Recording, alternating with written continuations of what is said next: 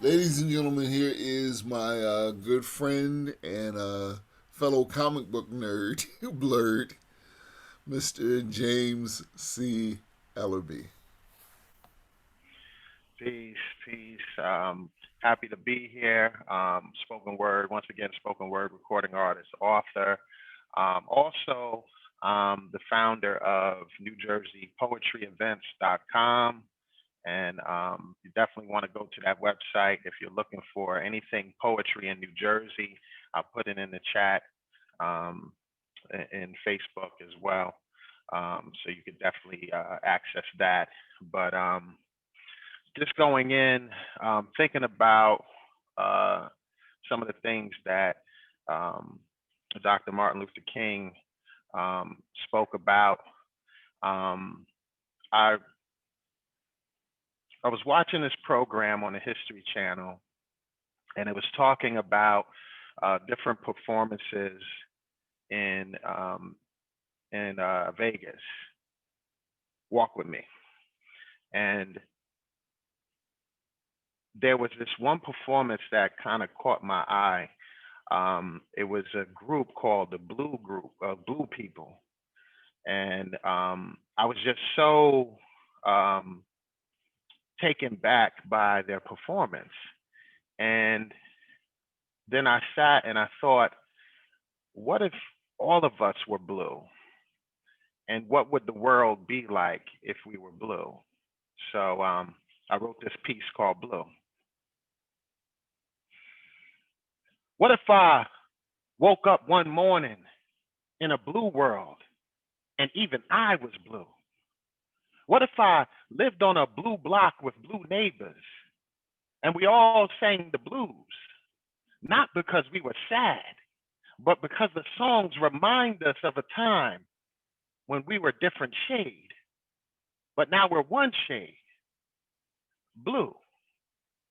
Not baby blue or cyan blue, just royal blue. And there would be no fighting amongst darker blues and lighter blues because the darker blues feel that the lighter blues are not true blue.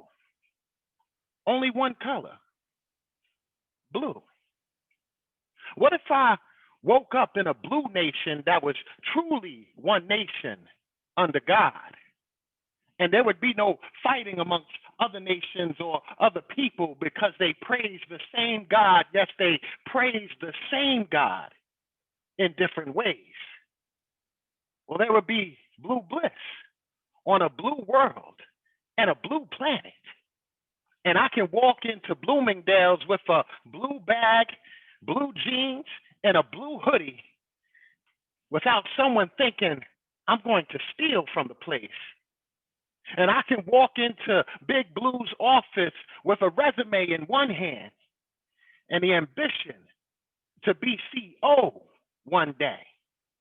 Then I would buy a JetBlue airplane and fly across America because I would be free. Yes, I would be free. Yes, I would be blue and free. But I wouldn't stop there. I would write blue poetry and put it in a blue book with blue ink and talk about blue people and how beautiful it was to be blue and proud because we all would be free. Yes, we would all be free. I want my people to be free, to be free, to be free. All my people to be free. Thank you.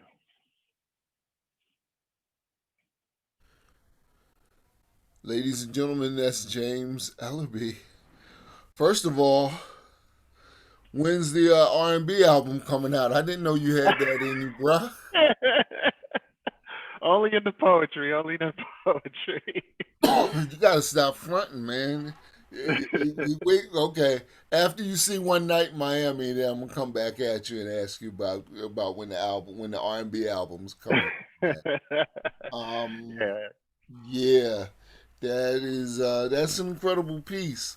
You use blue as a great metaphor for Yeah. uh, ills that have been troubling the world for a long time. Uh, In your opinion, what's the stupidest thing about racism and bigotry?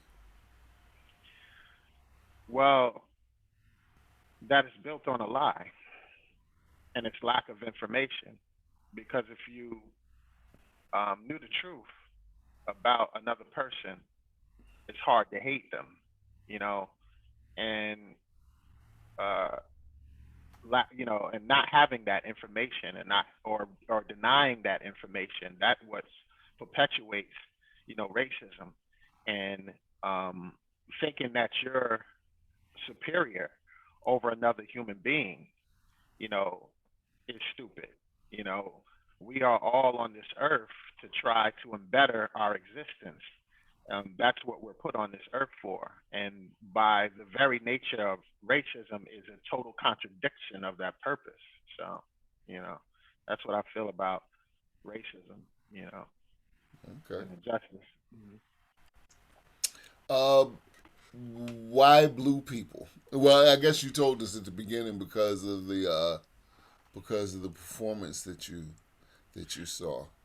Well, just to add on, I like to look at life and see if things were different, or through another lens, how it would be. I That's like the to, sci-fi writer in you.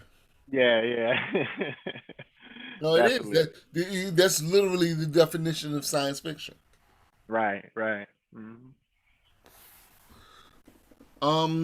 That's a great poem. So, what one thing I notice is that when people write a poem, when once you write a poem and you recite it, it actually doesn't belong to you anymore. It goes out into the world, and so anybody can hear anything they want to hear from it. But what is it that you wanted people to hear when you wrote that poem, um, James?